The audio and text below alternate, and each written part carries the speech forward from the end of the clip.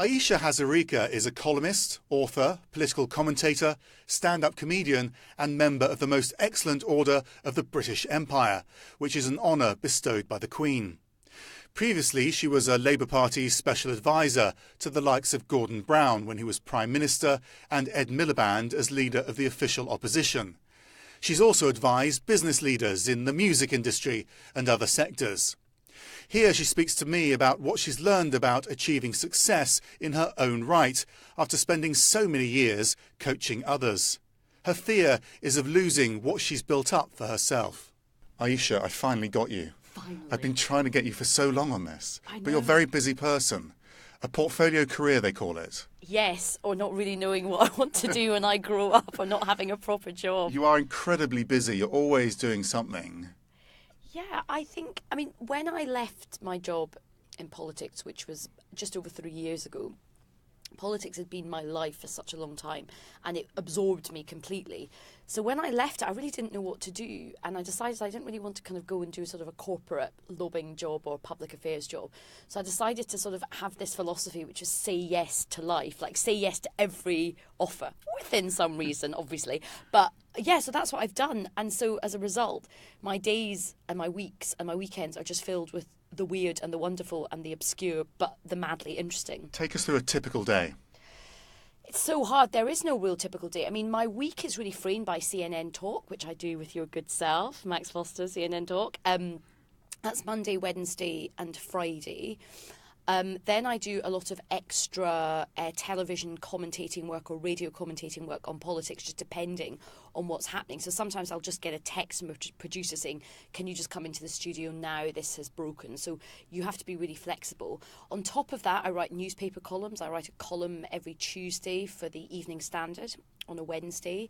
Then I do lots of stand-up comedy. I'm doing the stand-up comedy tour, so my weekends tend to be going all over the country performing my shows. I tend to use my weekends to do that. So it's such a mix. And then I still do a lot of sort of political work. I do either going out to help MPs or councillors with campaigning, or I'll do things like fundraisers where I'll go and do speeches and sort of help people raise a bit of money. So it's a really, really mixed bag. There's a running theme through a lot of your work, and that's your philosophy. You've got a very clear idea of who you are and what you believe in. You're a fully signed up member of the Labour Party without necessarily being signed up to the current leadership, can I say? Yes, you can. And also feminism is something that comes into a lot of what you do. So when you're asked to do things, is that the framework for how you go into everything when you're expressing these opinions? Yeah, definitely. I mean, sometimes I get told off by my agent because I say yes to things which doesn't pay any money at all. It's not massively, high profile or anything. But I do think over time, I mean, this sounds a bit sort of, kind of grand, but, you do have to think about what your brand is in public life. And you're absolutely right. Everything I've done for a long, long time, and I didn't set out to sort of create this particular persona. It has been very, very natural. So it is very authentic. I'm very deeply passionate about politics. I'm passionate about the Labour Party, although I think, there are sort of divisions at the moment. And I'm really, really passionate about feminism and about opportunity for people. And it's partly because of my own experiences, because I certainly had lots of barriers when I was making my way in the world. And I just feel that this is something which just naturally motivates me. Whenever I look around in any field, whether it's politics, whether it's music, whether it's comedy, you really see something very clearly that talent is everywhere, but opportunity isn't. So I feel like that is something which is just sort of in my DNA now. You're expected to express your opinions every day, which is hard work, and you've got to be creative every day. And you get a lot of grief for expressing your opinions. Do you think it's only possible by having that really strong sense of cause to go out and effectively fight every day? I think I'm coming to that conclusion. It took me quite a long time, actually, to make this adjustment, because remember, I had been a real background person. I had worked for a number of senior politicians, Gordon Brown, Harriet Harman, Ed Miliband, even Tony Blair. But you're a background person, so you help shape other people's opinions and you prep them to go out and fight and do it publicly. But I hadn't really done that myself. So over the last 3 years, that's what I've been doing more and more, and like you say, now every day. And in the beginning, it was actually very hard to make that transition because I was sort of not used to voicing my opinion. And as a woman in public life now as well, particularly with social media, which is very, very vicious, it's, you know, politics is divided, people are divided, social media is even more divided and vicious. You know, I felt like when I started doing this, you know, I was really upset by the comments that would come back, you know, you're stupid, you don't know what you're talking about, you're ignorant, how dare you say this. I would get it from every side. I would get it from the far right of politics. I would get it from the far left of politics. As a woman as well, your appearance, what you look like, how you sound. Well, they attack what they can, don't they? Yeah, and I think that has taken me quite a while, I'll be really honest with you. I'd like to say I was like, you know, kick ass, like right from the start. You know, I would cry. I would see some of the messages and I would genuinely be in tears, particularly about my weight. But in fact, the worst one I got was this one that said, at Ayesha Hazarika, why don't you spend less time slagging off Jeremy Corbyn and more time down the gym? That was from my mum, obviously. No, it wasn't. But I was like, oh my God, that's so hurtful. But they're so silly, those comments as well. So silly. So silly. Somebody sent me a really horrible message the other day and I looked at a hashtag and she was yoga, humanity, peace, love and light. And I was like, you're really horrible to me on Twitter and you're about peace, love and light. I don't think so. But I think the one thing I've really, really learned over the last couple of years is this. If you're going to be in public life, you have to know what you're about and you have to grow a bit of a thick skin. You can't be frightened of people making horrible comments about you and you can't be frightened about confrontation. I mean, that doesn't mean that you should behave badly with people or people should behave badly with you, but you have to learn to be quite tough. And I think that's something that a lot of women find hard. Certainly as a woman of colour, I was sort of brought up to be very deferential to sort of, you know, men and, you know, authority and all of that kind of thing. So I think I've really had to tap in to my sort of inner rebel, if you like. But now that I've tapped into her, she's active and she's alive and she's very much out there. But, you know, when we do CNN Talk, I often get, I mean, even the guys, Ian and Liam, who I get on brilliantly with, we disagree a lot with each other on politics and cultural issues, but we are very good friends. We have a lot of affection for each other. But even they've noticed if we do something, I'll often be the one that gets a really nasty sort of vicious comments. And I have learned now that you just can't please people all the time. And I think that's very, for a lot of women, that's how you're brought up, to be a people pleaser, to be nice, to be liked, to be popular. You're not really brought up or conditioned to go in and fight. And I get tons of comments in off the back of CNN Talk going, you know, good and bad. The bad ones are horrible. The good ones are amazing and they give you the sort of spirit to carry on. The good ones are like, you're so feisty, you're such a fighter, we love it. And the weird thing is I would never have thought of myself as that person. But I think all women in public life now, whatever side, you've got to be quite tough. Do you think you have to be ready for the criticism in order to be successful? Because to define yourself, you're going to have to say what you're about and not everyone's going to like that. Yeah, you have to make a strong choice about who you are and what you stand for, particularly in, as I said earlier, society is more divided, politics is more divided, and also how the media operates as well. You know, the media quite likes conflict, they like that moment. And in a way, when you're sort of, you have to be true to what you believe in and you have to sort of think, I actually just should be brave and stand up for what I believe, even if it's not going to be popular on this television programme, even if all the other panellists have a different view and I might get piled on, even if on Twitter afterwards people are going to shout at me, you have to just think, right, this is who I am, this is what I believe in, just go for it. What about the days when you're tired, fed up and just get upset about it? How do you get through that? Well, there have been days like that, and actually there's a programme on British television called Question Time, which is the sort of flagship political programme for the BBC after CNN Talk, obviously. And it's a very popular show, but it is incredibly combative. It's set up for aggression. It's sort of like a human zoo, and everyone sort of shouts at each other. And every time I've done that, I've done it twice now, and I'm really honoured to do it, and I'm really glad I've done it. But afterwards, the mental toll, you are for about 4 or 5 days quite mentally fragile, because I literally get just days of horrible abuse coming through. The kind of abuse which is not just I disagree with your opinion, it's leave this country, pack up your bags and leave this country. If somebody messaged me last time, I'd gone up against a politician called Jacob Rees-Mogg, who is very well-connected, well-bred, he's sort of aristocracy. And the comments were sort of like, how dare you, some horrible, dirty immigrant who's come to this country, have the temerity to speak like that to the upper echelons of British society. I was really shocked at that. So that's when you need to sort of dig quite deep. There's a couple of things. At some point, you just have to step away from social media. You can get very manic on social media. You can start becoming obsessed with it. You can look at every comment. And the worst thing I think now is to engage with people, because, you know, you're not going to change their mind. You're not going to convert them. You're not suddenly going to become new best friends on Twitter. You're not going to be a Gandhi on Twitter. So just kind of step away from it. Sort of turn your notifications off, because sometimes it's just not worth just seeing that kind of wave of... Have a support network, you know. I have a few friends, other women in the public eye, who I might not actually share their politics, but we're good friends. So, for example, Kate Andrews is somebody who is on CNN Talk very often. She's very much more to the right of me. We disagree on a lot of things, but she's actually been a great sort of friend and support. And if she's having a hard time, you know, I'll sort of say, are you okay? If I'm having a hard time, similarly as well.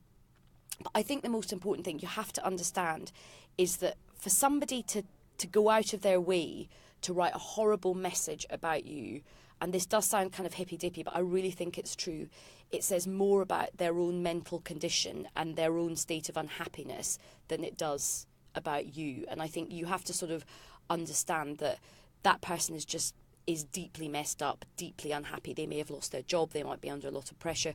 There has to be another reason for them to do this, because I still believe human beings are fundamentally good people.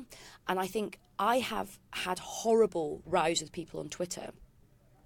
And I think the format of just being able to type in instantaneously, communicate with thousands of people do it in an almost unthinking way, in a way they would never do if they met you in real life.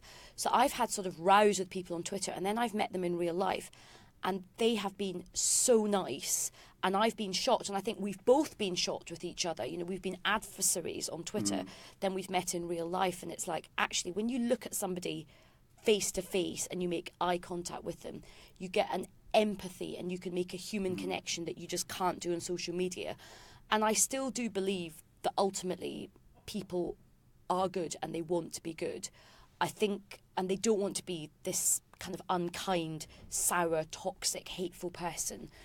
But I think people are having a hard time out there. I think everybody has got, you know, we talk about this mental health. I think a lot of Western democracies are sort of going through a collective mental health issue at the moment. And so that's what I slightly try and hang on to. Now when someone sends me a really horrible message, I just try and think about that and think, you know what, they're probably having a really, really awful time. It's always worth checking how many followers they've got as well. Yes, and also if they've got a real name, because I often find that a lot of the people that send me the most aggressive sort of racist stuff, they don't have and they're not, you know, they're not brave enough to put their name. It's it's normally an avatar of a knight, like wearing a suit of armour with a St George's Cross flag, and it's called Big Tool 35632. You know, and it's like, come on, Big Tool, kind of man up and show us your face. Take us back to the beginning then, if you could, because obviously you get very upset when people say, you know, go back to your country. When you're from the UK, you're from Scotland, and you were brought up in Scotland. You often talk about your parents. They were obviously a big influence on you. Yeah, no, I mean, I had a really, really fascinating upbringing. So my mum and dad are from a place called Assam in India, where the tea comes from. And my father came over to this country in the late 1960s when our National Health Service was looking for overseas doctors. And, you know, my parents have had just such a different life from me. My dad and my mum grew up in sort of really small towns in kind of quite rural India, and then found themselves in the United Kingdom. So we grew up in Scotland. It's quite funny, actually. My dad, when he was in India, he got 2 job offers, one in Los Angeles and one in Liverpool. And, of course, this is pre-internet and Google, so he knew nothing about these places. So he did the most rudimentary research, and this is what he found out. He found out that LA was very, very hot. And he was like, well, I come from a really hot country, so why would I want to go to another really hot country? Then he found out about Liverpool, and he found out that Liverpool is cold, and the Beatles were from Liverpool. So he's like, right, I'm going to Liverpool. Brilliant. Good a reason as any. Exactly. So I was thinking we could have been brought up in LA and we ended up in sort of the UK. But I think my parents instilled in me lots of, really great qualities I'm incredibly grateful for. They worked so hard coming to this country. I think they came to the United Kingdom in quite a cold climate. There was still kind of a lot of racial tension. They were sort of part of that first wave, just sort of post the Windrush of people coming from Commonwealth countries. It was very, very difficult for them. They were very, very different to a lot of people here. But they didn't complain. They didn't feel it was their right to complain. They put their head down. They worked really, really hard. So they instilled in me a massively powerful work ethic. They also sort of said to me, look, we've come to this country. Life isn't fair for everybody. Everybody doesn't get the same chances. But you, as a Muslim girl, as an Indian girl, as an immigrant, sort of child of immigrants, you can't moan the whole time. You have to put your head down and you have to work twice as hard just to get the same opportunities as your other friends. And there's no point moaning and crying and complaining about it. Focus on being good. Focus on working hard. And that's sort of really... I think that was a very, you probably do work twice as hard as everyone else. Yeah, I think I probably thrice as hard. Yeah, definitely. Do you think absolutely. about that? I just feel, and this is a sort of weird thing because there's a new wave of very emboldened immigrants, and I think that's fantastic, children of immigrants, who say you should never feel grateful. But I do always still feel great. I almost feel grateful for every single tiny opportunity. I feel grateful just sitting here talking to you, Max.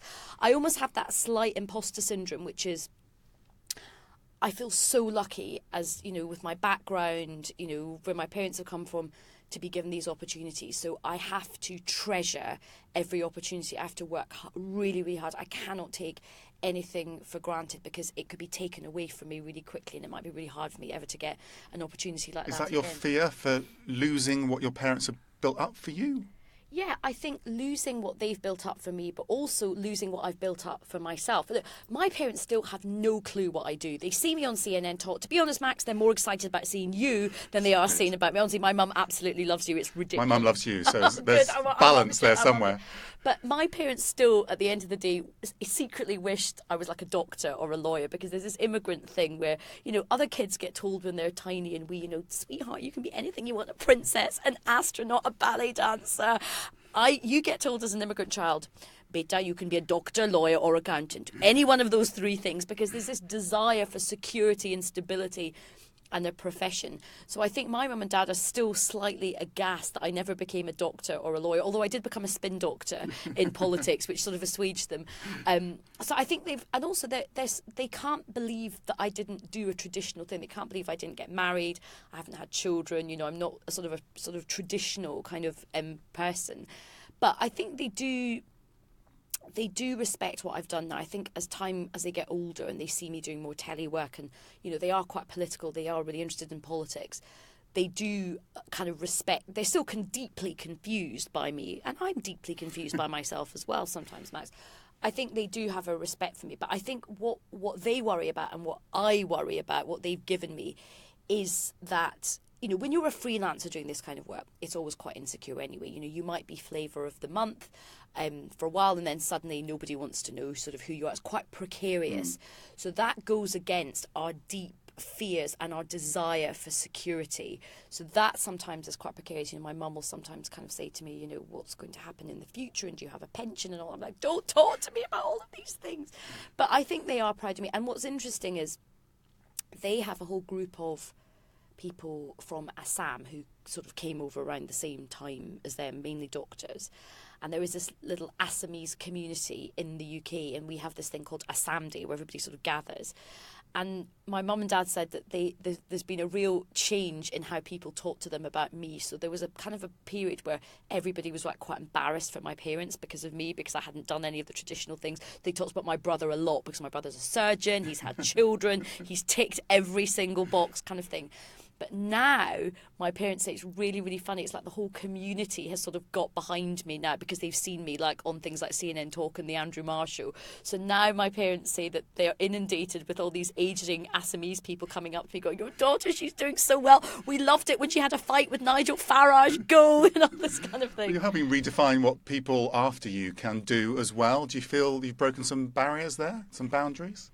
Yeah, I really, really hope so, because when I was growing up, I had no role models because there was literally nobody like me, apart from, I think, Sunita in EastEnders or somebody like that, one Asian character in EastEnders. And there's this phrase which is, if you can't see it, you can't be it. And I think there's so much truth in that. And I think for young people growing up, if they see somebody who looks like them that they can identify with, they can think, right, I've got a shot at doing that. You know, when I was growing up and I said to my mum, you know, I don't want to be a lawyer, I don't want to be a doctor, I'd like to work in television, or I'd like to work in politics, or I'd like to work in newspapers, I like writing. You know, I remember my mum saying with a real crestfallen look on her face, you know, she said, sweetheart, you just can't. Who is there like us doing this? You can't. We can't. It's not for us. And my mum actually says to me that she's really proud that now, you know, her... You didn't listen. Yeah, I didn't listen. I didn't listen. But also that, you know, I think our community, many of them that have had children now, you know, they say, look, it's great because we can say, look, you don't just have to be these traditional things. You can do whatever you want to do. You can do something completely non-traditional. I mean, I was not supposed to be doing stand-up comedy or talking about international politics. So it's great. But you do have to be prepared to work, as I said, very, very hard and be incredibly resilient, because you have to be resilient about the criticism you get, which we've talked about, but you also have to be resilient about getting knockbacks and about not getting things and seeing your peers get jobs and opportunities that you don't. And again, you have to be strong and sort of not have a huge strop about everything the whole time, or give up, or just say, oh, I'm just going to collapse in a heap and it's also too difficult, I can't do this. You have to find other ways round. You know, if you've got a dream and if you've got a goal, you've got to sort of keep going and just kind of think, right, how could I laterally think, and is there, if this person doesn't like me or isn't going to help me, is there someone else that can I go sort of left field and try and get my way round? I just want to ask you about that period of your career where you were advising other people before you became a brand in your own right. You're working with not just senior politicians like Gordon Brown in Downing Street, but also in the commercial sector as well with chief executives. Did you spot anything in that world where you felt, you know, that's a trait for success, that's what successful people have, and that's what I want to emulate myself? So I think I was really lucky to have had this job where I got to meet some really top flight people from across, you know, many sort of disciplines. So I think I did learn a lot from observing people. I think the thing that makes sort of good leaders is there's a couple of traits. First of all, you have got to have a passion for what you're doing. You have to believe in your project, whether it's a political project, whether it's the product you're creating in a business or the service that you're selling. You have to really have it. I think it's quite hard to fake it, to put in the hours. I think good leaders really do know what they want to do. They're not sort of swithering in between. They do, like, so for example, I'd say one of the best leaders I learnt most from is Harriet Harman, because she knew that she believed in gender equality and equality. That was her thing.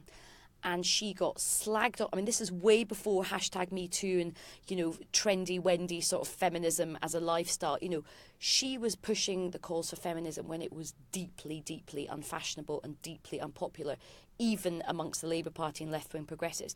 But she was unapologetic about it. And I think that stood her in good stead. And I think actually Jeremy Corbyn, even though I'm not a fan of his, he has had sort of a set of beliefs that he genuinely kind of has stuck to. So I think that is very, very important. You have to have resilience. I think as well you have to not be afraid of having a row with people. I think as a leader, you can't please all the people all the time. And I think that doesn't mean you have to go around kind of having rows in empty rooms, but you have to be quite clear about what your mission is, whose side are you on. And I think people might not agree with all your decisions, but they will respect you if you can set out clearly. And I think to be a leader, it's not about being liked, it is about being respected. Because you can do business with somebody who you might think is an awful person, but if you respect them and you sort of think, right, they are clear in what they're doing, they've got a strategy. The other thing is getting things done as a leader.